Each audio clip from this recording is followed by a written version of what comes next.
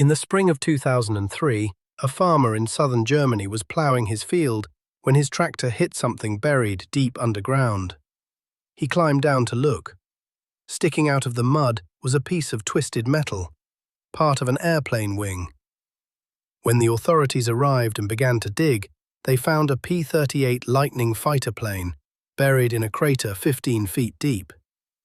Inside the cockpit were the remains of a pilot, still wearing his RAF uniform. His name was Adrian Warburton, and what made this discovery so extraordinary was the question it raised.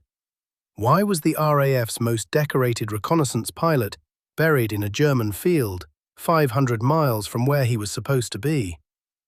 Adrian Warburton was not a typical war hero. He didn't fly a Spitfire. He didn't shoot down enemy planes. In fact, his plane carried no guns at all. Warburton was a reconnaissance pilot, a man who flew alone, unarmed, deep behind enemy lines, with nothing but a camera. His job was to find the enemy fleet, photograph it, and get back alive. And over 300 missions, that's exactly what he did. Based on the embattled island of Malta in 1940, Warburton quickly became a legend. While bombers struggled to get through enemy defenses, Warburton would fly at wave-top height, so low that anti-aircraft guns couldn't depress their barrels enough to hit him. He'd skim across the Mediterranean, photograph enemy positions, and return with intelligence that would shape the entire war in North Africa.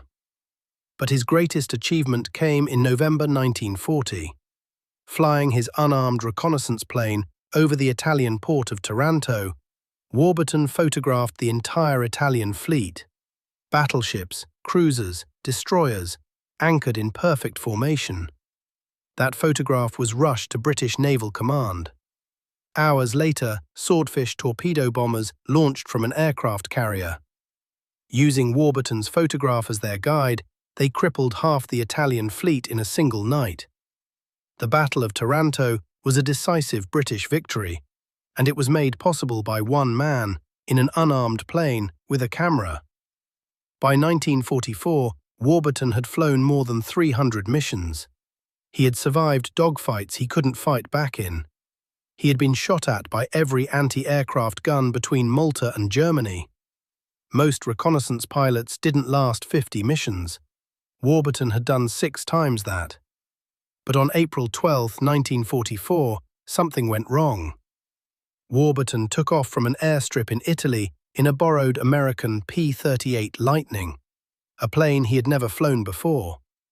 He was supposed to be flying a routine mission, photographing targets in northern Italy. But Warburton didn't go north. Witnesses later reported seeing his aircraft climbing through cloud cover, heading toward Germany. He was never seen alive again. The RAF launched an investigation but found nothing. No distress call, no wreckage, no body. Warburton was officially listed as missing, presumed dead. His file was closed. For nearly 6 decades, the mystery of what happened to Adrian Warburton remained unsolved.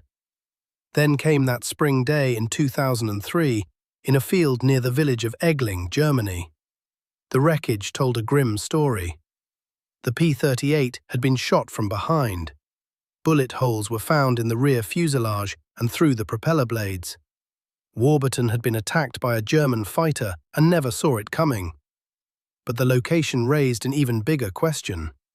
The crash site was 500 miles north of his assigned route. Warburton was supposed to be over Italy.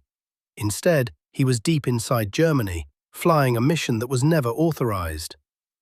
Who sent him there? What was he photographing? And why did the RAF never acknowledge the real nature of his final flight? Some believe Warburton was on a secret mission to photograph the Messerschmitt factories at Augsburg, a target so heavily defended that no one else would fly it.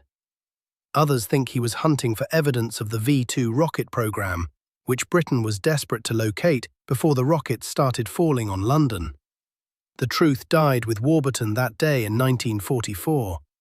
But the evidence buried in that German field suggests that Adrian Warburton, the unarmed photographer who had survived 300 missions, died doing exactly what he had always done, flying alone into the heart of enemy territory on a mission too dangerous for anyone else. The RAF never officially acknowledged the unauthorized mission. They never explained why he was 500 miles off course, and the people who sent him took that secret to their graves. Adrian Warburton was awarded the Distinguished Flying Cross twice. He was the RAF's most decorated reconnaissance pilot of the entire war. But the full story of his final flight remains one of World War II's most enduring mysteries. One pilot, one camera, and one last mission that someone, somewhere, decided was worth dying for.